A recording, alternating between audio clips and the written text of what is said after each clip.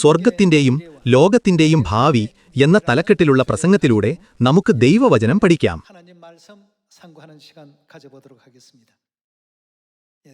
ഏറ്റവും സ്വാധീനമുള്ള നേതാക്കളുമായി ഒരു പ്രത്യേക കൂടിക്കാഴ്ച ഉണ്ടായിരുന്നു. അവർ കൂടുതലും ഭാവിയെക്കുറിച്ചാണ് സംസാരിച്ചത്. ഈ ലോകത്തിന് എന്തു സംഭവിക്കും? സാങ്കേതികവിദ്യ എത്രത്തോളം പുരോഗമിക്കും? നമ്മുടെ ജീവിതം എങ്ങനെ മാറും? ഈ രീതിയിൽ അവർ ഭാവിയെക്കുറിച്ച് ചർച്ച ചെയ്തു. ഇത് കേട്ടപ്പോൾ ഞാൻ ചിന്തിച്ചു, നമ്മുടെ ഭാവി എങ്ങനെയായിരിക്കും? എല്ലാവരും, നിങ്ങൾക്ക് ജിജ്ഞാസയില്ലേ? നമ്മുടെ ദൈനംദിന ജീവിതത്തിൽ പോലും ഇന്നത്തെ ജീവിതത്തെ 10 വർഷം മുമ്പുള്ള ജീവിതവുമായി താരതമ്യം ചെയ്താൽ ഒരുപാട് കാര്യങ്ങൾ മാറി.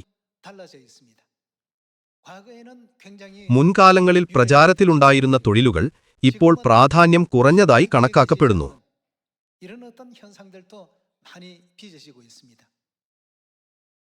മനുഷ്യജീവിതത്തിലേക്ക് കൃത്രിമ ബുദ്ധി കടന്നുവരുമ്പോൾ മനുഷ്യരാശിയുടെ ഭാവി കൂടുതൽ പരിമിതമായി തീരുന്നു. ഇക്കാലത്ത് ഏത് ശസ്ത്രക്രിയയാണ് കൂടുതൽ ചെലവേറിയതെന്ന് നിങ്ങൾ കരുതുന്നു? മനുഷ്യൻ നടത്തുന്ന ശസ്ത്രക്രിയയോ അതോ AI അല്ലെങ്കിൽ യന്ത്രം ഉപയോഗിക്കുന്ന ശസ്ത്രക്രിയയോ?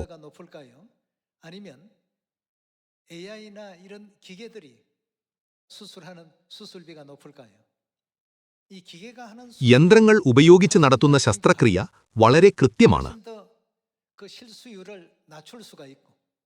AI ശസ്ത്രക്രിയ വളരെ പ്രതീക്ഷ നൽകുന്ന രീതിയാണ് അറിയപ്പെടുന്നു.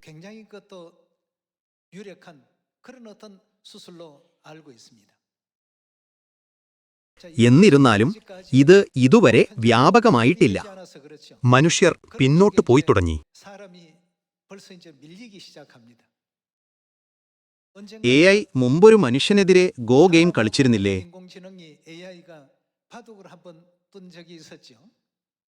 അത് വാർത്തകളിൽ നിറഞ്ഞു നിന്നു. മനുഷ്യൻ ജയിക്കുമെന്ന് കരുതി, പക്ഷേ ഒരു കളി ഒഴികെ എല്ലാം തോറ്റു.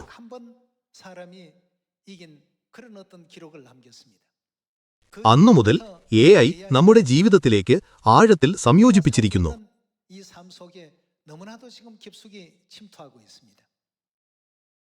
കമ്പ്യൂട്ടർ വിദഗ്ധർ മുമ്പ് ചെയ്തിരുന്ന എല്ലാ കോഡിംഗ്, സാങ്കേതിക ജോലികളും AI ആണ് ചെയ്യുന്നത്.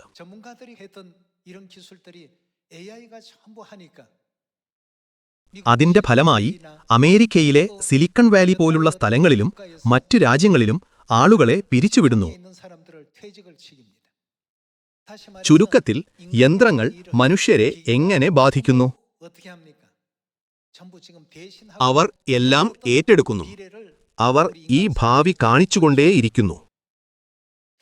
അതുകൊണ്ട് ഭൂമിയിലെ കാര്യങ്ങളോട് അധികം പറ്റി നിൽക്കരുതെന്ന് ദൈവം പറയുന്നതെന്തുകൊണ്ടാണെന്ന് നാം ചിന്തിക്കണം. മെഡിക്കൽ പ്രൊഫഷണലുകൾ ഇതിനകം പിന്നോട്ടു പോകാൻ തുടങ്ങിയിരിക്കുന്നു. സൈന്യത്തിലെ കാര്യം. മുൻകാലങ്ങളിൽ സൈന്യത്തിന്റെ മികവ് നിർണ്ണയിക്കാൻ പലപ്പോഴും സൈനികരുടെ എണ്ണം ഒരു സൂചകമായി ഉപയോഗിച്ചിരുന്നു.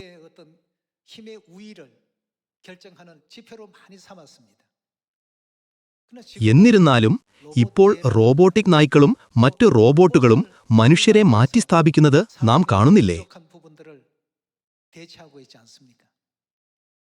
ഇന്ന് ഞാനിവിടെ AI-യെക്കുറിച്ച് ഒരു പ്രഭാഷണം നടത്താൻ വന്നിട്ടില്ല. എന്നിരുന്നാലും മനുഷ്യരാശിയുടെ ഭാവിയെക്കുറിച്ച് നോക്കുമ്പോൾ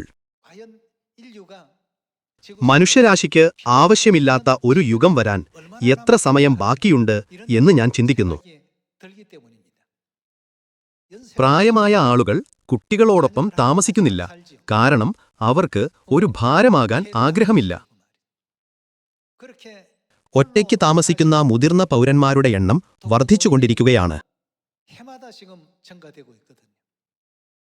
അവരെ പരിചരിക്കാൻ അവരുടെ കുട്ടികൾ ഇടയ്ക്കിടെ വന്നാൽ നന്നായിരിക്കും, പക്ഷേ കുട്ടികളും ബുദ്ധിമുട്ടുകയാണ്.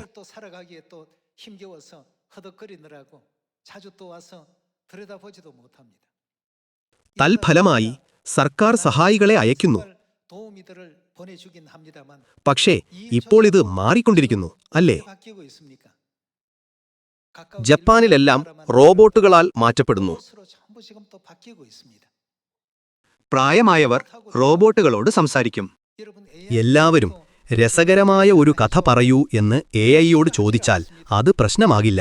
അത് ഓരോ തവണയും നിങ്ങളോട് ഒരു കഥ പറയും.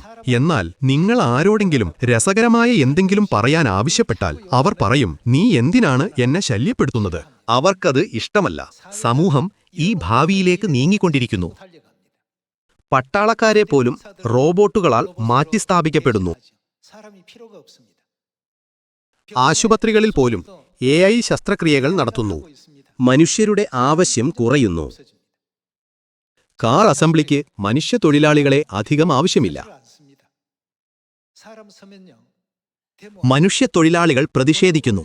അവർ കൂടുതൽ വേതനം ആവശ്യപ്പെടുന്നു. അവർ കൂടുതൽ ദിവസത്തെ അവധി ആവശ്യപ്പെടുന്നു. 요구 사항이 많은데 എന്നിരുന്നാലും ഒരിക്കൽ ഒരു യന്ത്രം വാങ്ങിക്കഴിഞ്ഞാൽ അത് വിശ്രമമില്ലാതെ പ്രവർത്തിക്കുന്നു. ദിവസത്തിൽ 24 മണിക്കൂറും വർഷത്തിൽ 365 ദിവസവും. അപ്പോൾ ബിസിനസ് ഉടമകൾ എന്താണ് ചിന്തിക്കുന്നത്? 어떻게 생각하겠습니까? അവർ മനുഷ്യ തൊഴിലാളികളെ നിയമിക്കുമോ അതോ എഐ അല്ലെങ്കിൽ റോബോട്ടിക് മെഷീനുകളെ ആശ്രയിക്കുമോ? സമൂഹം ആ ദിശയിലാണ് നീങ്ങുന്നത്. 돌아가게 됩니다. ചിലർ ചിന്തിച്ചേക്കാം, അപ്പോൾ ജോലി ചെയ്യേണ്ടി വരാത്തതിനാൽ ആളുകൾ സുഖമായി ജീവിക്കില്ലേ? അത് ശരിയല്ല. കാരണം ആളുകൾക്ക് ജോലി നഷ്ടപ്പെടും. 우리 നമ്മൾ എഐ യുഗത്തിലേക്ക് കടക്കുമ്പോൾ ആളുകൾ പറയുന്നു, മനുഷ്യരാശിയുടെ സുവർണകാലം, ഈ ഭൂമിയിൽ ജീവിക്കാൻ ശേഷിക്കുന്ന സമയം തീർന്നുകൊണ്ടിരിക്കുന്നു. 하지 않았다라고 이 AI 시대에 와서 그런 얘기를 종종 이렇게 듣게 되거든요. എന്നിരുന്നാലും ഒരു നിരാശാജനകമായ ജീവിതം നയിക്കാൻ ഞാൻ നിങ്ങളോട് പറയുന്നില്ല. 드린 것이 아닙니다. അപ്പോൾ ഇന്ന് ഏറ്റവും സന്തുഷ്ടരായ ആളുകൾ ആരാണ്? അവർ എങ്ങനെയുള്ള ജീവിതമാണ് നയിക്കുന്നത്? 행복할까? 제가 ഒരിക്കൽ ഞാൻ എഐയോട് ചോദിച്ചു, സ്വർഗത്തിൽ നിന്ന് താഴേക്ക് വരുന്ന പൂർണ്ണമായും ചതുരാകൃതിയിലുള്ള പുതിയ യെരുശലേമിന്റെ ഒരു കമ്പ്യൂട്ടർ ഗ്രാഫിക് ആനിമേഷൻ ഉണ്ടാക്കുക. 모습을 한번 그 CG로 만들어 줘 하니까 അത് നിർമ്മിക്കാൻ 5 മിനിറ്റിൽ താഴെ സമയമെടുത്തു. കമ്പ്യൂട്ടർ ഗ്രാഫിക്സിൽ ജോലി ചെയ്യുന്നവരോട് ഞാൻ ചോദിച്ചു, 보통 എഐ ഉപയോഗിക്കാതെ എത്ര സമയമെടുക്കും? 기법을 활용하지 않고 하게 된다면 어느 정도 걸리냐 하니까 അവർ പറഞ്ഞു, കുറച്ച് ആഴ്ചകളെടുക്കും. 걸릴 겁니다.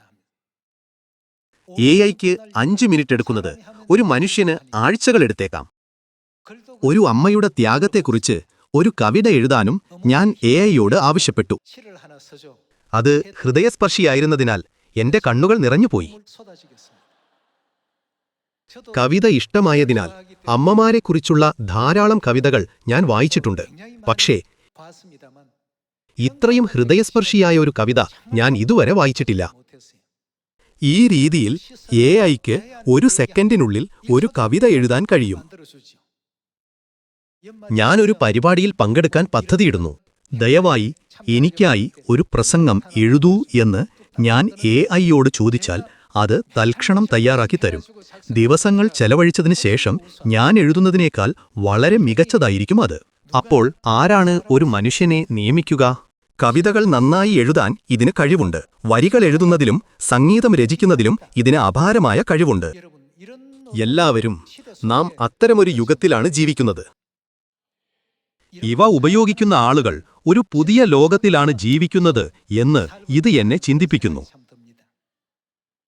이런 അതുകൊണ്ട് മനുഷ്യരാശിയുടെ ഈ സുവർണകാലം എത്ര കാലം നിലനിൽക്കുമെന്ന് ഞാൻ അത്ഭുതപ്പെടുന്നു. 앞으로 어느 세월까지 갈까 말이죠. ചിലർ 10 വർഷമെന്ന് പറയുന്നു, ചിലർ 20 വർഷമെന്ന് പറയുന്നു. എന്നാൽ മനുഷ്യരാശിയെക്കുറിച്ചുള്ള മിക്ക ചർച്ചകൾക്കും വ്യക്തമായ ഒരു നിഗമനമില്ല. 얘기들이 거의 대다수였습니다. എന്നിരുന്നാലും എഐ എത്ര പുരോഗമിച്ചാലും അതിന് സ്വർഗരാജ്യത്തെ വിവരിക്കാൻ കഴിയുമോ?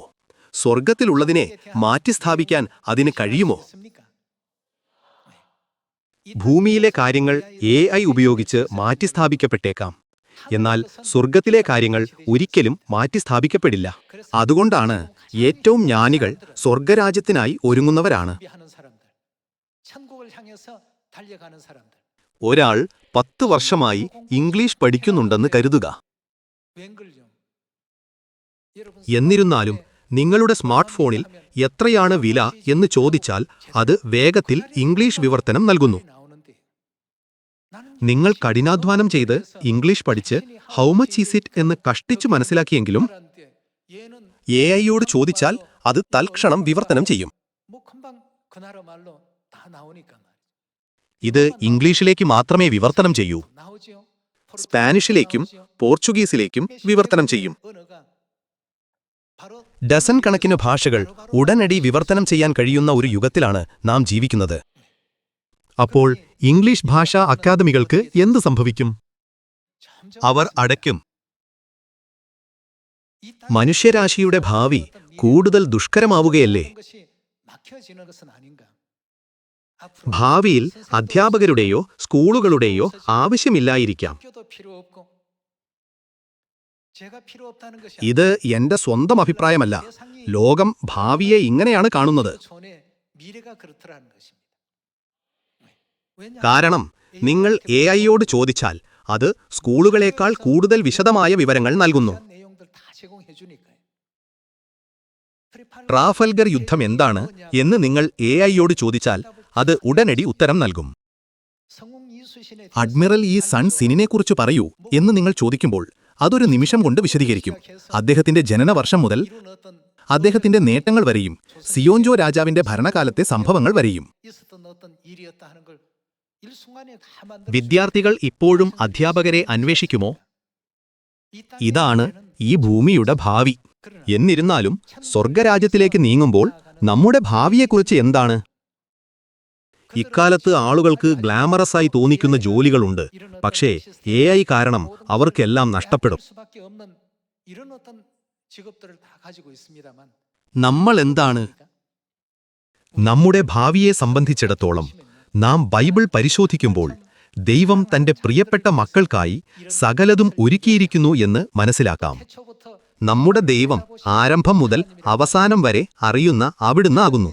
കൂടുതൽ സന്തോഷകരമായ ഒരു ലോകത്തിലേക്ക് നമ്മെ നയിക്കുവാൻ പിതാവും മാതാവും ഈ ഉപദേശങ്ങൾ നൽകിയിരിക്കുന്നു.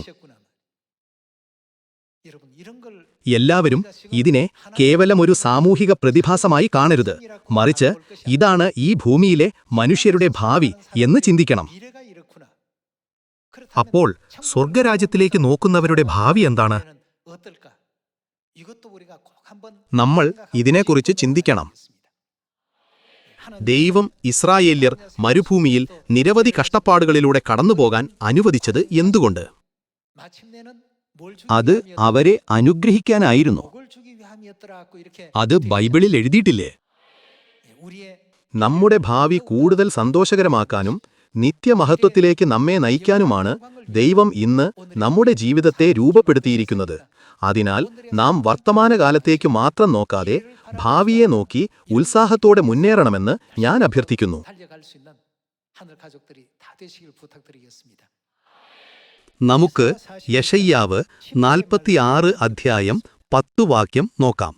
യെശയ്യാവ് 46 അധ്യായം 10 വാക്യത്തിൽ ദൈവം പറയുന്നു, ആരംഭത്തിങ്കൽ തന്നെ അവസാനവും പൂർവകാലത്ത് തന്നെ മേലാൽ സംഭവിപ്പാനുള്ളതും ഞാൻ പ്രസ്താവിക്കുന്നു.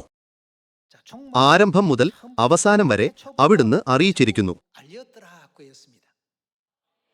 ദൈവം എല്ലാം അറിയുന്നതിനാൽ അവിടുന്ന് പറയുന്നു, ഒരിക്കലും വ്യത്യസ്തമായ പാത സ്വീകരിക്കരുത്. ഞാൻ നിങ്ങളോട് കൽപ്പിക്കുന്ന പാത മാത്രം പിന്തുടരുക. ദൈവം നമ്മെ നിർബന്ധിച്ച് അനുസരണത്തിലേക്ക് നയിക്കുകയല്ല ചെയ്യുന്നത്. മറിച്ച് നമ്മുടെ ശോഭനമായ ഭാവിയുടെ അനുഗ്രഹങ്ങൾക്കായുള്ള വഴി അവിടുന്ന് നമുക്ക് കാണിച്ചു തരികയാണ്. എന്നിരുന്നാലും മനുഷ്യർ ചിന്തിക്കുന്നത്, ഞാൻ ദൈവവചനമനുസരിച്ച് ജീവിക്കേണ്ടതുണ്ടോ? ജീവിതം വളരെ കർശനമായി മാറില്ലേ എന്നാണ്. ദൈവവചനം മനസ്സിലാകാതെ വായിക്കുമ്പോൾ തങ്ങൾ ആഗ്രഹിക്കുന്നത് ചെയ്യുന്നതിൽ നിന്ന് പിന്തിരിപ്പിക്കപ്പെടുകയാണെന്ന് അവർ തെറ്റായി കരുതുന്നു.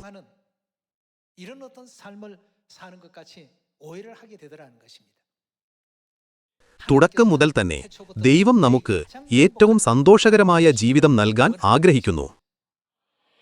അവിടുന്ന് നമുക്ക് ഏറ്റവും മനോഹരമായ കാര്യങ്ങൾ നൽകാൻ ആഗ്രഹിക്കുന്നു.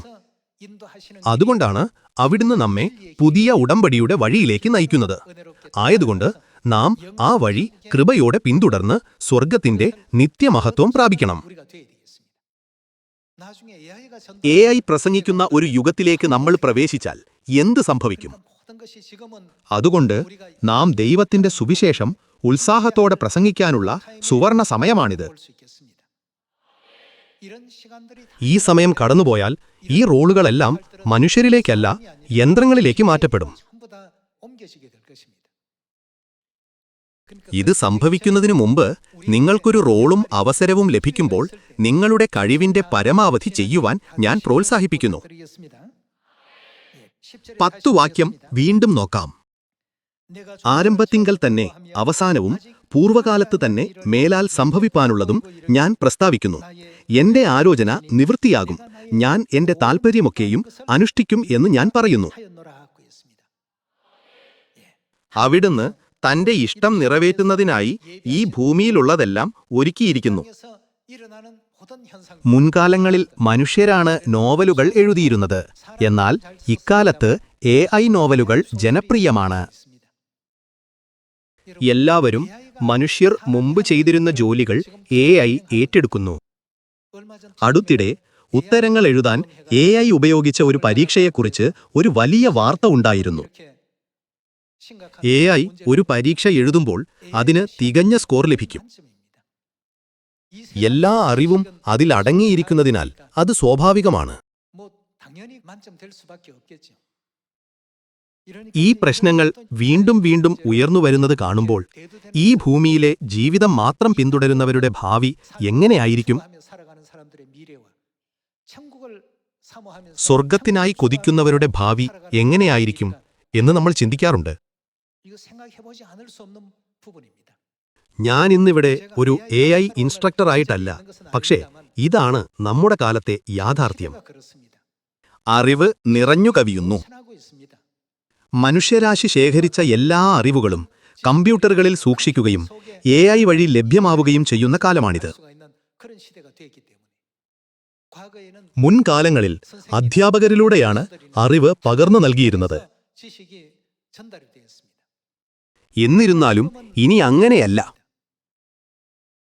വാസ്തവത്തിൽ പ്രൊഫസർമാർ ഇപ്പോൾ പ്രഭാഷണങ്ങൾ നടത്തുമ്പോൾ വിദ്യാർത്ഥികൾ AI ഓണാക്കി ഉടൻ പരിശോധിച്ച് പ്രൊഫസർ തീയതി തെറ്റാണ്, അല്ലെങ്കിൽ അത് മറ്റൊരു വ്യക്തിയാണ് എന്ന് പറയും. അതിനാൽ ചില പ്രൊഫസർമാർ പറയുന്നു, പ്രൊഫസറായി തുടരുന്നത് ബുദ്ധിമുട്ടാണ്. തുടക്കം മുതൽ തന്നെ മനുഷ്യവർഗം ഇത്തരമൊരു യുഗത്തിൽ ജീവിക്കുമെന്ന് ദൈവം മുൻകൂട്ടി കണ്ടിരുന്നു. അതുകൊണ്ട് പരിശുദ്ധാത്മാവിന്റെ യുഗത്തിൽ അവിടുന്ന് രണ്ടാമതും ഈ ഭൂമിയിലേക്ക് വന്നു. ലൗകികമായ അത്യാഗ്രഹം, അറിവ്, അഹങ്കാരം എന്നിവയേക്കാൾ സ്വർഗീയ പ്രതിഫലങ്ങൾ നേടുവാൻ സ്വർഗീയ പിതാവും സ്വർഗീയ മാതാവും എല്ലാ മനുഷ്യർക്കും അവസരം നൽകിയിട്ടില്ലേ?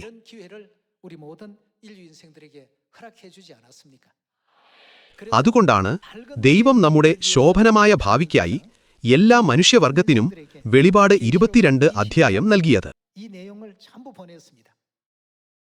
അധ്യായം 22 വാക്യം 17.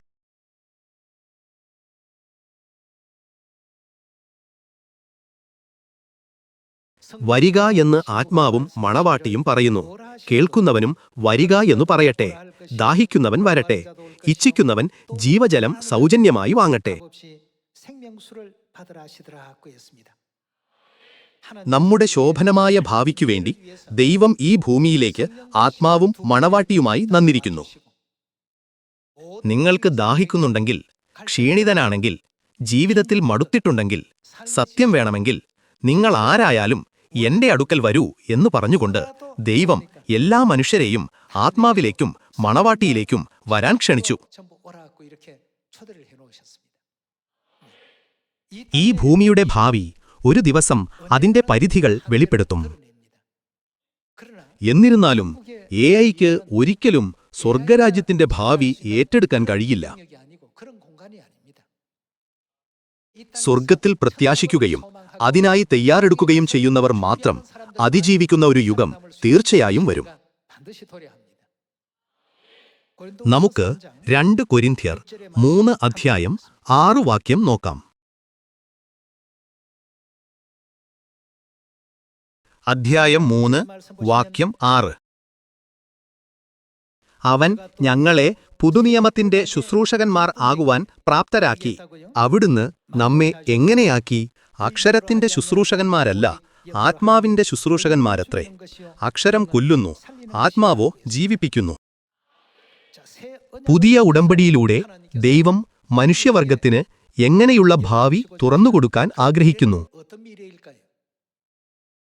ഇനി മരണമോ ദുഃഖമോ മുറവിളിയോ വേദനയോ ഉണ്ടാകയില്ല. നിത്യമായ ആനന്ദം മാത്രമേ ഉണ്ടാകൂ. നിത്യവും ശാശ്വതവുമായ മഹത്വത്തിന്റെ ഒരു ലോകം നമുക്ക് നൽകുന്നതിനായി ദൈവം പുതിയ ഉടമ്പടി നമ്മെ അറിയിക്കുന്നു. എന്നിരുന്നാലും ലോകത്തിലെ ആളുകൾ ഭക്ഷണം കഴിക്കുന്നതും മറ്റു കാര്യങ്ങളും കൂടുതൽ അടിയന്തിരമായി കരുതുന്നു. അതിനാൽ അവർ ഇതിൽ കൂടുതൽ സമയം ചെലവഴിക്കുന്നില്ല. നമ്മുടെ ഭാവിക്ക് വേണ്ടി നമ്മുടെ ജീവിതത്തിന്റെ 99% ലൗകിക കാര്യങ്ങൾക്കായി വിനിയോഗിക്കുകയും യഥാർത്ഥ പ്രാധാന്യമുള്ള കാര്യങ്ങൾക്കായി 1% മാത്രം നീക്കിവെക്കുകയും ചെയ്യുന്നെങ്കിൽ നമ്മുടെ മൂല്യങ്ങളെക്കുറിച്ച് ചിന്തിക്കേണ്ട നിമിഷമാണെന്ന് ഞാൻ വിശ്വസിക്കുന്നു. എന്തുകൊണ്ടാണ് ദൈവം നമ്മെ പുതിയ ഉടമ്പടിയുടെ ശുശ്രൂഷകരാക്കിയത്? പുതിയ ഉടമ്പടിയിലൂടെ മരണമില്ലാത്ത ഒരു ലോകത്തിലേക്ക് നമ്മെ നയിക്കാനുള്ള ദൈവത്തിന്റെ വലിയ ഇച്ഛയുണ്ട്. ഇനി വേദനയില്ലാത്തതും ഈ ഭൂമിയിൽ നാം അനുഭവിച്ച എല്ലാ കഷ്ടപ്പാടുകളും ദുഃഖങ്ങളും അവസാനിക്കുന്നതുമായ ഒരു ലോകം നമുക്ക് നൽകുന്നതിന്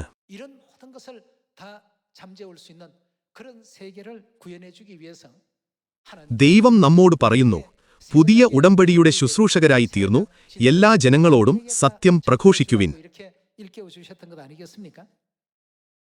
നമുക്ക് വെളിപാട് പുസ്തകം 21 അധ്യായം 4 വാക്യം നോക്കാം. നമുക്ക് 4 വാക്യം നോക്കാം. അവൻ അവരുടെ കണ്ണിൽ നിന്നു കണ്ണുനീരെല്ലാം തുടച്ചുകളയും. ഇനി മരണമുണ്ടാകയില്ല. ദുഃഖവും മുറവിളിയും കഷ്ടതയും ഇനി ഉണ്ടാകയില്ല. ഒന്നാമത്തേത് കഴിഞ്ഞുപോയി. സിംഹാസനത്തിൽ ഇരിക്കുന്നവൻ അവിടുന്ന് എന്താണ് ചെയ്യുന്നത്? ഇതാ, ഞാൻ സകലവും പുതുതാക്കുന്നു എന്ന് അരുളിച്ചെയ്തു. അവിടുന്ന് എന്താണ് പറഞ്ഞത്? എഴുതുക. ഈ വചനം വിശ്വാസയോഗ്യവും സത്യവുമാകുന്നു എന്നും അവൻ കൽപ്പിച്ചു. മരണമോ നിലവിളിയോ വേദനയോ ഇല്ലാത്ത കൃപയുടെ ലോകം തുറക്കുന്നതിനായി പുതിയ ഉടമ്പടിയുടെ സത്യത്തിലേക്ക് വരാൻ ദൈവം നമ്മോട് പറഞ്ഞു.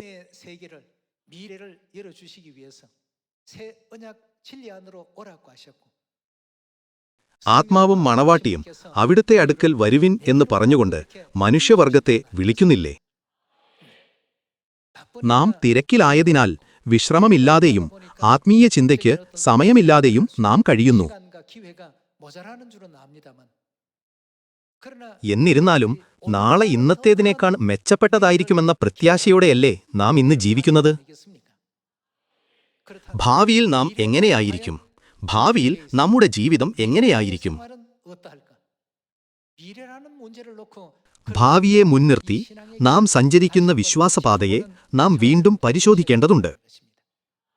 ഈ ഭൂമിയുടെ ഭാവിയുമേൽ ദൃഷ്ടി ഉറപ്പിക്കുന്നവർ ഒരുനാൾ പരിമിതികൾക്ക് വിധേയരാകും. ഈ ഭൂമിയിലെ സാഹചര്യങ്ങൾ എത്ര മെച്ചപ്പെട്ടാലും അത് എന്നേക്കും നമ്മുടേതായി നിലനിൽക്കുകയില്ല. 70 80 വർഷങ്ങൾക്കു ശേഷം നാം ഈ ലോകത്തോട് വിട പറയുമ്പോൾ നമ്മുടെ ഭാവി അവസാനിക്കുമെങ്കിലും സ്വർഗരാജ്യത്തിലെ നമ്മുടെ ഭാവിയോ? അത് നിത്യമാണ്. അവിടെ മരണമോ ദുഃഖമോ ഇല്ല.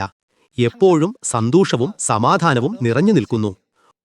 ഓരോ ദിവസവും പുതിയ കാര്യങ്ങൾ സൃഷ്ടിക്കപ്പെടുന്നു. വേദനയോ സങ്കടമോ അവിടെയില്ല. ദൈവം ഈ ഭൂമിയിലേക്ക് വന്നത് പുതിയ ഉടമ്പടിയുടെ സത്യം വെളിപ്പെടുത്താനും അവിടത്തേക്ക് ഇത്രയും വിലയേറിയ ഒരു ലോകം നമുക്ക് നൽകുവാനുമായിരുന്നു. എന്നിട്ടും നാം പറയും, നാം അത് ശുശ്രൂഷകനിൽ നിന്ന് കേട്ടിട്ടുണ്ട്, യൂട്യൂബിൽ പരിശോധിച്ചിട്ടുണ്ട്, ബൈബിൾ പഠനവേളയിൽ അതിനെക്കുറിച്ച് പഠിച്ചു.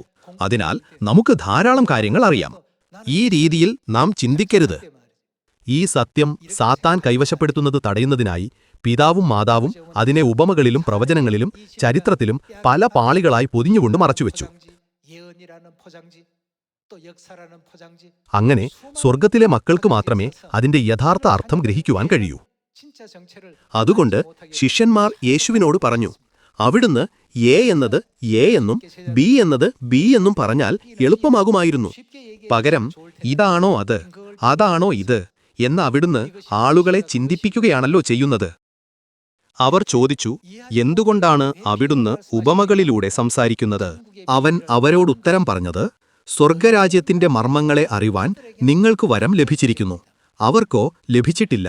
우리에게 നമുക്ക് അത്തരം പ്രത്യേക പദവികളും ദൈവകൃപയും പ്രവർത്തിച്ചുകൊണ്ടിരിക്കെ 하나님의 은혜가 작동하고 있는데도 감사할 줄 모르고 നാം അതിനെ നിസ്സാരമായി കാണരുത്, നന്ദി പറയാതിരിക്കരുത്, വിശ്വാസമില്ലാതെ വെറും സഭാഹാജർ മാത്രമാകരുത്.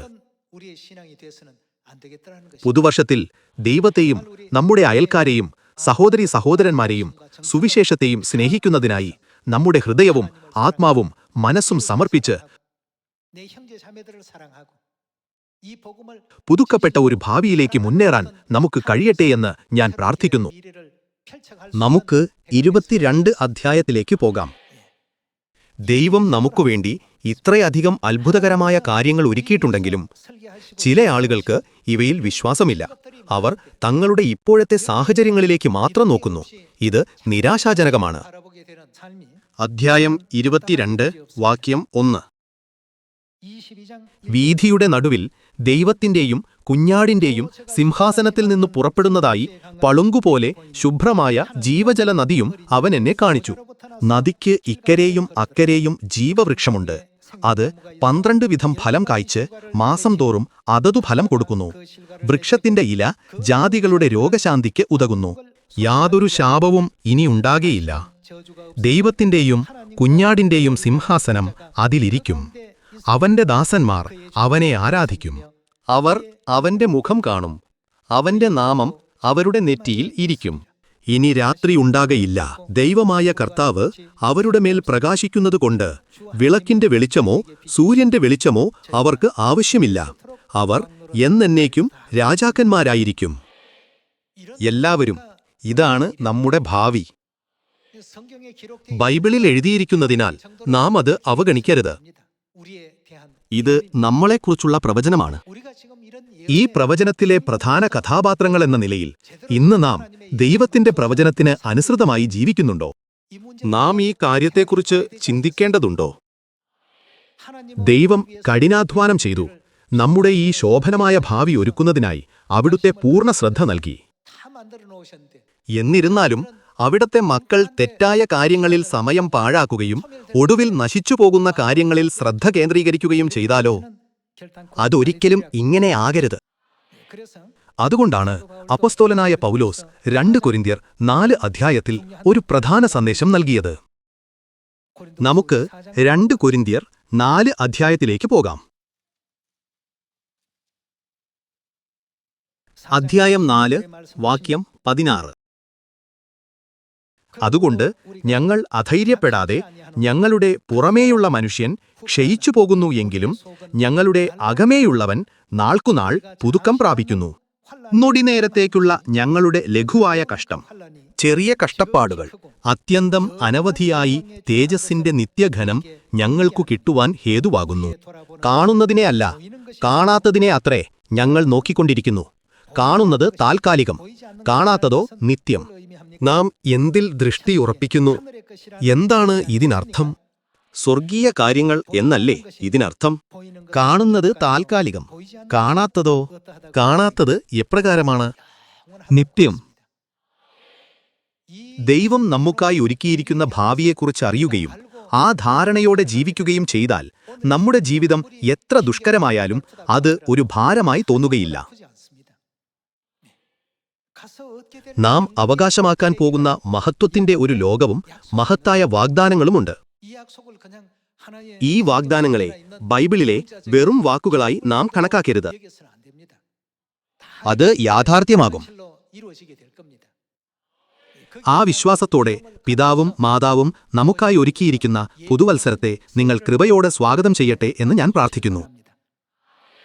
എബ്രായർ 11 അധ്യായത്തിൽ വിശ്വാസത്തെക്കുറിച്ച് ധാരാളം വിവരണങ്ങളുണ്ട്. നമുക്ക് എബ്രായർ 11 അധ്യായം 6 വാക്യം നോക്കാം.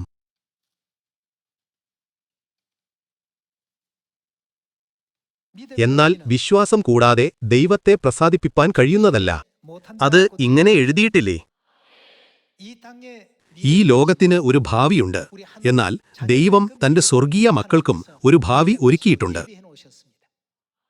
ആ ഭാവിയിൽ നമുക്ക് ഉറച്ച വിശ്വാസം ഉണ്ടായിരിക്കണം. ആദിമസഭയിലെ വിശുദ്ധന്മാർ പീഡനം സഹിച്ചു. റോമൻ ആംഫി തിയേറ്ററുകളിൽ അവരെ സിംഹങ്ങൾക്ക് ഭക്ഷണമാക്കപ്പെടുകയും മനുഷ്യപന്തങ്ങൾ പോലെ കത്തിക്കപ്പെടുകയും ചെയ്തു. എന്നിരുന്നാലും ആ ജീവിതത്തിൽ അവർ ഖേദിച്ചില്ല. എന്തായിരുന്നു കാരണം? ദൈവം അവർക്ക് വാഗ്ദാനം ചെയ്ത ഭാവി കാരണമായിരുന്നു അത്. വിശ്വാസമുണ്ടായിരുന്നതുകൊണ്ടായിരുന്നു അത്. ഭാവിയിൽ വിശ്വാസമില്ലാത്തവർക്ക് വിശ്വാസജീവിതം ശരിയായി നയിക്കുവാനും ഈ ലോകത്തിൽ പോലും ഉചിതമായി ജീവിക്കുവാനും കഴിയാതെ വരുന്നു. 2026 നമുക്ക് ദൈവത്തെ പ്രസാദിപ്പിക്കാം. നമ്മുടെ യഥാർത്ഥ ഭാവി ഇനി മരണമോ വേദനയോ ഇല്ലാത്ത കൃപയും മഹത്വവുമുള്ള സ്വർഗരാജ്യമാണ്. 1 കൊരിന്ത്യർ 2 അധ്യായത്തിൽ എഴുതിയിരിക്കുന്നതുപോലെ ഒരു കണ്ണും കണ്ടിട്ടില്ലാത്തതും ഒരു ചെവിയും കേട്ടിട്ടില്ലാത്തതും ഒരു മനസ്സും സങ്കൽപ്പിച്ചിട്ടില്ലാത്തതുമായ ഒരു നിത്യഭാവി ഒരുക്കിയ എല്ലോഹിം ദൈവത്തിന്റെ മഹത്വത്തെക്കുറിച്ച് ചിന്തിച്ചുകൊണ്ട് ധൈര്യത്തോടെ മുന്നേറാൻ കഴിയുന്ന വിശ്വാസത്തിന്റെ കാലഘട്ടമായിരിക്കട്ടെ ഇത്.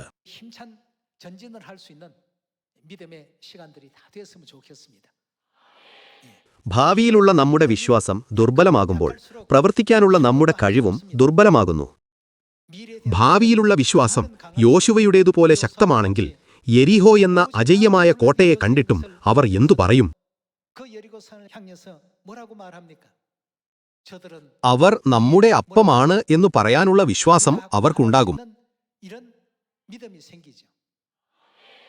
ദൈവം അവർക്കായി ഒരുക്കിയ വിജയകരമായ ഭാവിയിൽ യോശുവ വിശ്വസിച്ചു. ദൈവം വാഗ്ദാനം ചെയ്ത ഭാവിയിൽ മറ്റുള്ളവർ വിശ്വസിക്കാത്തതിനാൽ അവർ പറഞ്ഞു, അവർ വളരെ വലുതാണ്, ഞങ്ങൾ വെട്ടുക്കിളികളെ പോലെയാണ്, അവർ ഭീമന്മാരെ പോലെയാണ്. ദൈവം ഒരുക്കിയ ഭാവിയിൽ വിശ്വാസമില്ലാത്തവർ അങ്ങനെ പറഞ്ഞു. അവരുടെ വിശ്വാസം കനാനിൽ പ്രവേശിക്കാൻ യോഗ്യമല്ലാത്തതിനാൽ അവരെല്ലാം മരുഭൂമിയിൽ നശിപ്പിക്കപ്പെട്ടു.